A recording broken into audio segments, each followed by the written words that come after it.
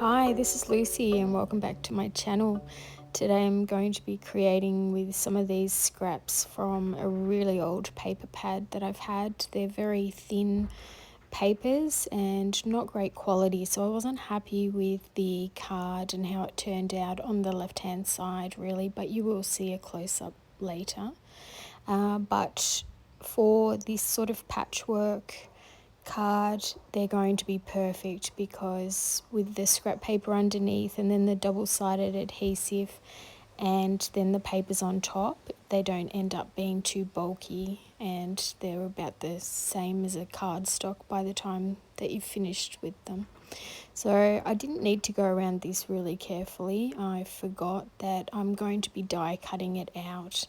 I think one of the things with doing these sort of busy patterns, I think if you have the white border after die cutting, you have the white border of the card, it looks a lot nicer and not quite so crazy looking. So with the first one I didn't overlap any and it was more of a quilt design, whereas this one I'm just overlapping all of them. These are the last cards that I'll be using for with these papers. So I've die cut this one out and I'm just going to glue down the little bits that are overlapping so that they don't end up getting all twisted. So I'll add a couple more little pieces near the greeny coloured paper, just so that there's a bit more overlapping again. So this is just a different idea on what you can do with some of these old papers if you're using them up. Now I was going to start doing some faux stitching with my white pen and I realised that it wouldn't work very well. You wouldn't see it. So I've got a black pen here which is a very fine nib and I'm really scruffily doing some stitching like, I don't know how to use a sewing machine sort of thing. And then with this one, because it's a little bit of a neater style, I've done a normal faux stitching style, so that they'll both look a bit different in the end. So now I'm just going through some of my old dies, and I think that bottom heart one was from La La Land Crafts, maybe from a long time ago, and so I think that'll go really nice because it's kind of a bit patchworky. So I did the background as well in the white and the minty aqua colour, but it just didn't stand out, so I decided to add some black accents, seeing as I have the black stitching already.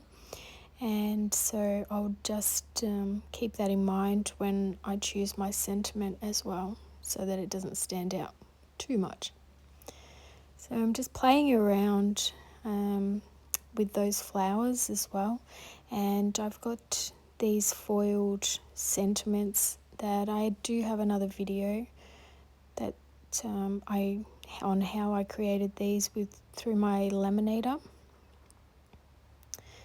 So I'm just going to give that a little bit of a white border. I want them to sit off each other a little bit, but just to give it a little bit more height and make it stand out a little more. So I'm just going to pop them all together, and because I die cut a couple of different versions, like coloured versions of that heart, I figured I may as well just layer them up so that I have a better embellishment there as well. This is quite a thin paper again because this is the background paper, so I had to tape that rather than glue it in case it didn't sit right once it was dried. So I'm just going to sit up some of that sentiment with some foam tape. I hope you're enjoying my videos. I have quite a few now if you wanted to watch some more, and subscribe to my channel, that would be great. I decided to end up using those flowers that I was going to use on the other one. I felt like this one still needed some more, so I've used these flowers, and yeah, using some rhinestones for the centers and curling up their sides just gives it a little bit more depth. I end up using the other flowers as well, and one of them I didn't die cut fully because I didn't have enough of this paper left, so I've just put it on the side there coming off, and it kind of gives the feeling that, you know, it's supposed to be like that, but really I only cut half the die because I didn't have enough paper. So now on to the next card, and I'm thinking of using these. I have scraps of black paper all in that plastic bag, and this is glitter foam tape, so I've just put that through the die cutting machine, and I've got some white cardstock here, so I'm going to create a sentiment in the middle of the card. It doesn't matter if you've created the full background and then you end up going over half of it like I do here with having this big sentiment rectangle in the center, especially if you're using up papers that you don't really want to use anymore anyway.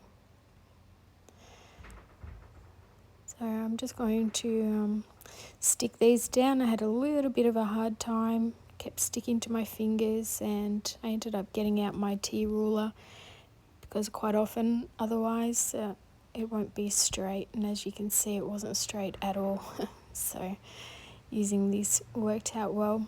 I lost one of the little dots for the eye, and so I've had to create a new one with one of the little cutouts that have come out of these pieces. So you'll see that shortly. I realised that I should have another little dot. I can't remember what they're called. I know they do have a name. But yeah, so I'm just going to try to cut one myself. I normally use my Fiskars scissors for everything, but I really needed something a little bit smaller this time, so I used my other ones. I do have a lot of things that I think that I need, and I actually don't end up really using them, and I use just the same all the time instead. So like scissors, I have quite a few different ones, but you'll see most of the time I'm a little bit lazy and I like to use the same scissors.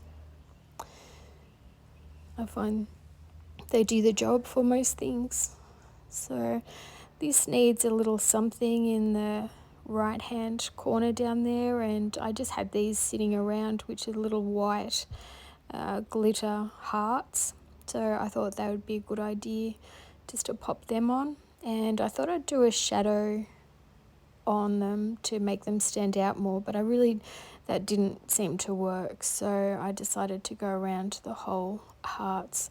The other one is still a bit wet because I put it on afterwards, the little one, so I'm not going to trust that that's dry yet. So I hope you've enjoyed this video and it's given you a couple of ideas what to do if you've got some really fussy, busy papers like this. Thanks for watching. Bye.